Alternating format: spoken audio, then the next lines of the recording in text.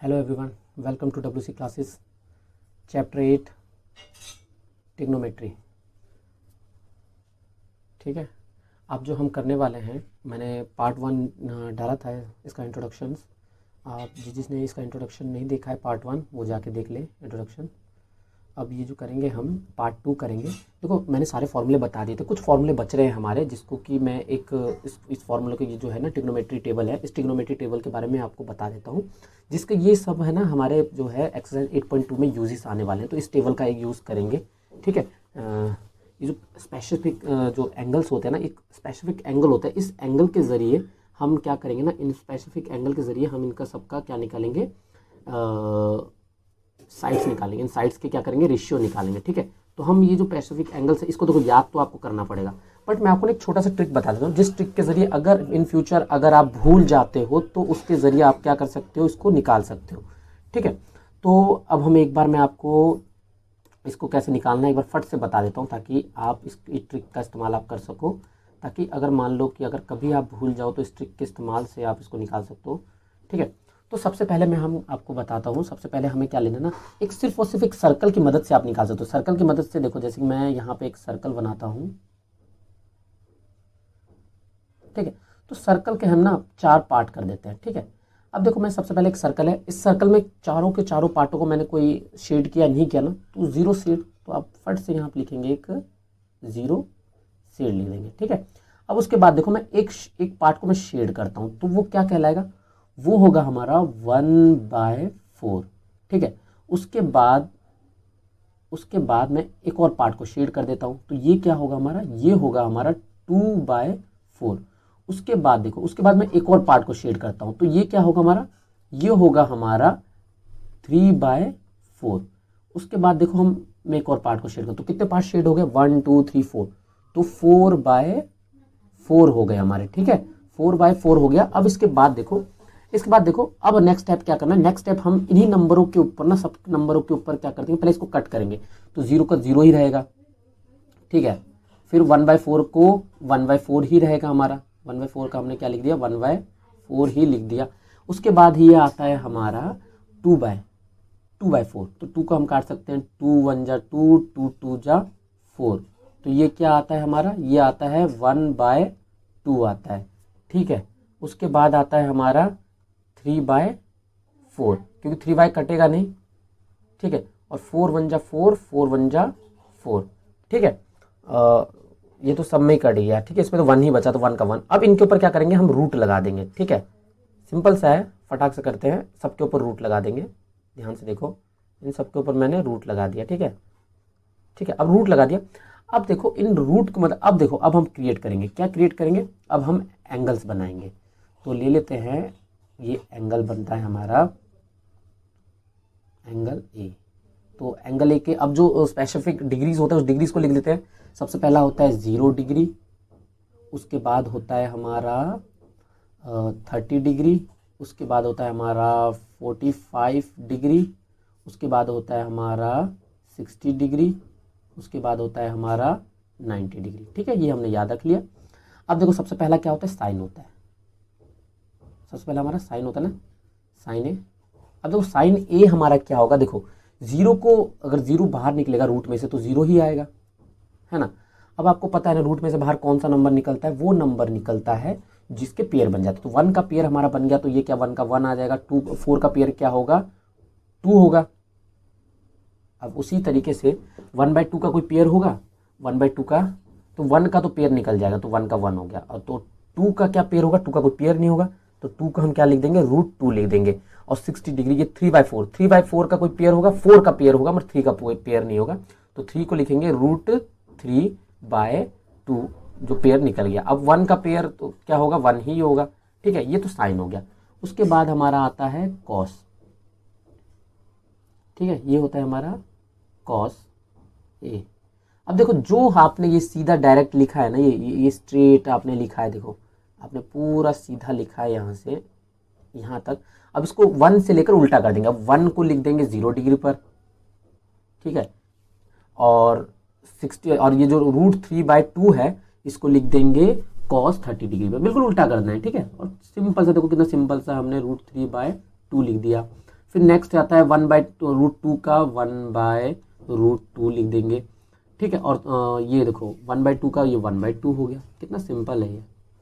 और 0 डिग्री का 0, देखो आपका साइन भी तैयार, कॉस भी तैयार, है ना।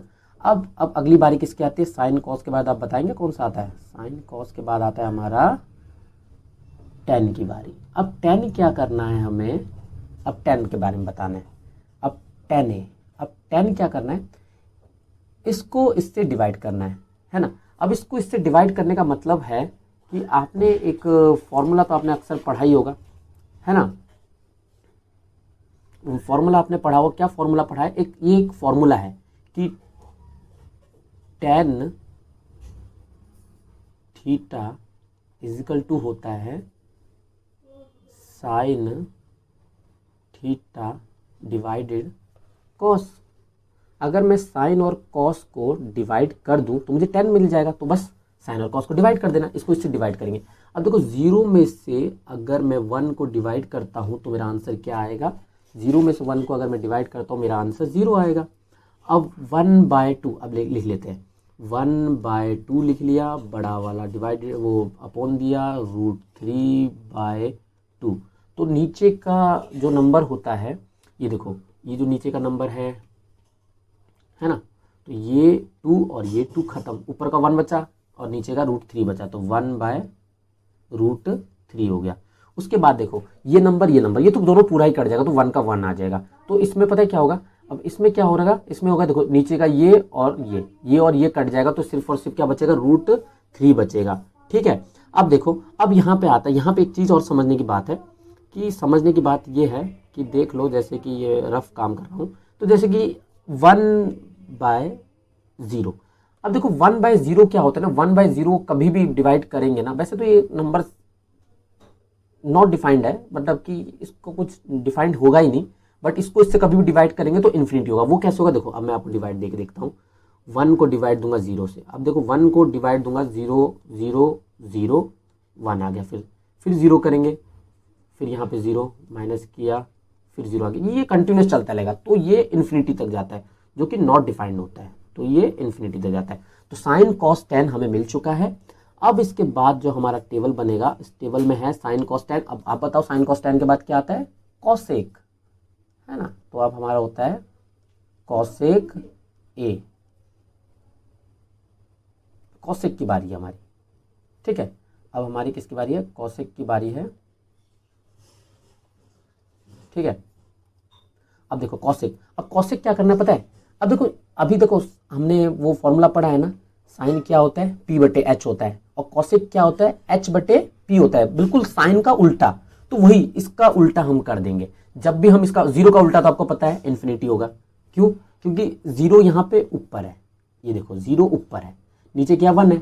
अब इसको उल्टा करेंगे तो 1 ऊपर चले जाएगा, 0 नीचे आ जाएगा, तो ये क्या बन जाएगा, इन्फिनिटी बन जाएगा, ठीक है।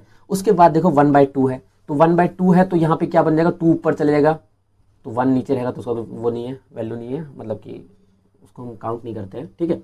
अब यहाँ पे देखो ये है, अब फिर से देखो ये √2 ऊपर चले जाएगा, है ना, नीचे 1 आ जाएगा, ठीक है, √2 हो गया। अब इसको पलट देंगे, अब देखो 60 डिग्री, √3/2 को करेंगे तो 2 ऊपर चले जाएगा, √3 नीचे रह जाएगा। अब 1 को पलटेंगे तो 1 का तो 1 ही होता है, तो वेरी गुड, हमें कॉसेक भी मिल गया। अब सेक की बारी, अब सेक देखते हैं एक बार। अब सेक क्या होता है, अब बोलोगे कि सेक हमारा क्या होगा, बता सकता है कोई कि सेक हमारा आइडिया क्या होगा। अब देखो सेक हमारा क्या होता है, जो आपने लिखा है ना, जैसे कि साइन में क्या था, देखो साइन में हमने क्या किया था, ऐसे सीधा लिख लिया था, फिर उसको यहां से लेकर ये क्या था, पलट दिया था हमने, ठीक है ना। तो कॉसेक में भी बिल्कुल वही करेंगे, कॉसेक में हमने पूरा पलट दिया, उसके बाद जो 1 है 1 को क्या करेंगे, सबसे आगे लिख देंगे, बस पलट के लिख देना है, ठीक है। ये रहा सबसे आगे लिख दिया, 0 डिग्री में 1 आ गया, फिर देखो फिर हमारा क्या था, 2/√3 आ गया, ठीक है। अब उसके बाद अब हमारा क्या आ जाता है, ये आ जाए √3, सॉरी √2 है, तो √2 का √2 ही रहेगा। फिर ये देखो अब ये 2 है तो 2 के बदले 2 ही लिखेंगे हम, और ये इसको ना नॉट डिफाइंड का साइन इन्फिनिटी भी लिख दो, क्योंकि ये इन्फिनिटी है ना, क्योंकि इसका कोई आंसर डिफाइंड ही नहीं है, तो ये लिख दिया। अब लास्ट हमारा बच्चा है 10, ठीक है। देख रहे हो कितना सिंपल है। अगर आप बच्चों भूल जाते हो बनाना इसको, मतलब मान लिया कि टेबल याद नहीं है, बट टेबल तो याद करना है। देखो टेबल याद होगा ना तो आपको बहुत ज़्यादा हेल्प मिलती है। अगर टेबल याद नहीं है, मान लो कि एग्जाम टाइम पे बैठे हो, टेबल भूल गए, तो अचानक से आप क्या कर देते हो, इसको फट से क्रिएट कर दो एक सर्कल के जरिए। ठीक है, 2 बार प्रैक्टिस करोगे, तीसरी बार ऑटोमेटिक आपको आ जाएगा और कुछ करने की जरूरत नहीं है। ठीक है, ये हो गया। अब इसमें देखो 10। अब 10 क्या करना है, 10 करना, अब सॉरी 10 करो, सॉरी ये हमने क्या लिख दिया, कॉट होगा ना, इसको एक बार फट से मिटा देते हैं एक बार।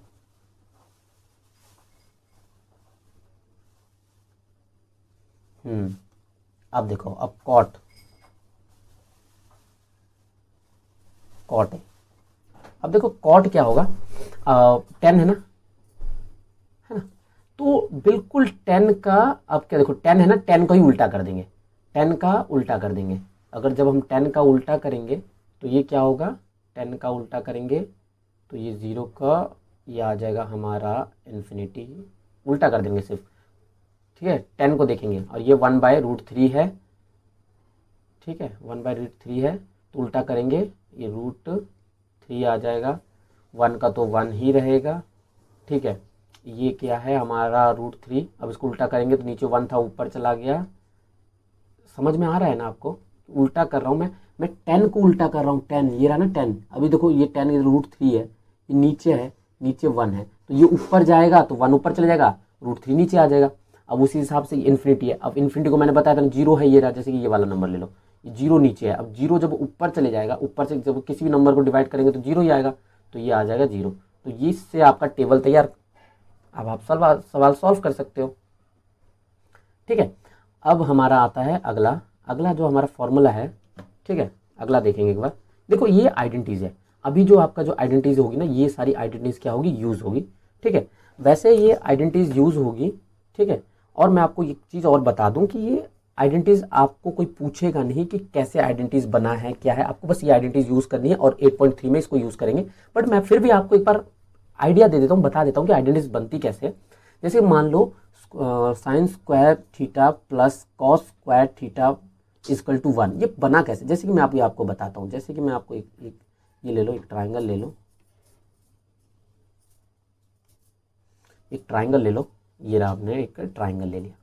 ठीक है, ये ट्राइंगल में थोड़ा जल्दी बनाते हैं, इस ट्राइंगल में ये हमारा एच होता है, ये हमारा क्या होता है, हमारा बताओ चलो मान लिया ये ए है, पहले ये ए बी सी। ठीक, इसके सामने ये एंगल बना दिया है ना, और इसके सामने वाला क्या होता है, हमारा पी होता है, और ये हमारा बी होता है। ठीक है, तो अभी मैं आपको बताता हूँ, इनका नाम दे दिया मैंने। अब देखो फट से मैं यहाँ पे सॉल्व करता हूँ। जैसे कि हम दे देंगे तो इसका एक फॉर्मूला होता है। फॉर्मूला क्या होता है, फॉर्मूला आपको पता होता है ना, फॉर्मूला होता है P square plus B square, इसका हाइपोटेन्यूस निकलता है ना, हाइपोटेन्यूस निकलता है। तो इसका पी क्या है, इसका पी है हमारा, इसका पी है हमारा B C square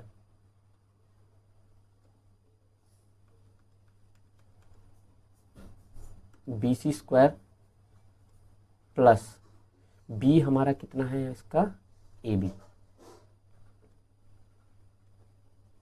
square is equal to AC square.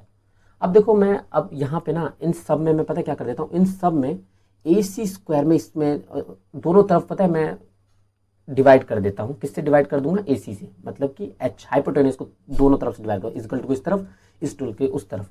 तो यहाँ पे लिख दूंगा AC स्क्वायर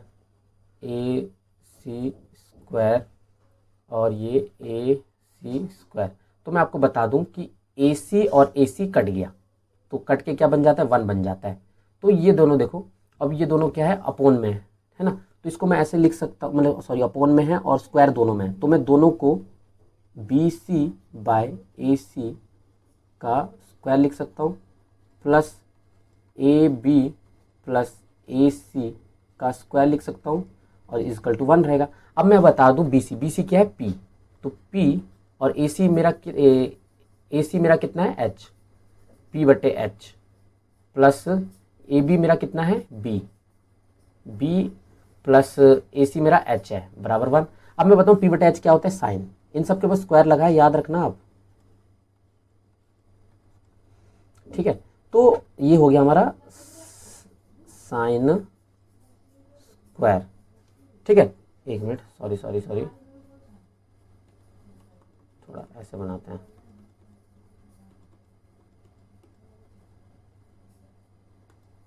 ये होता है हमारा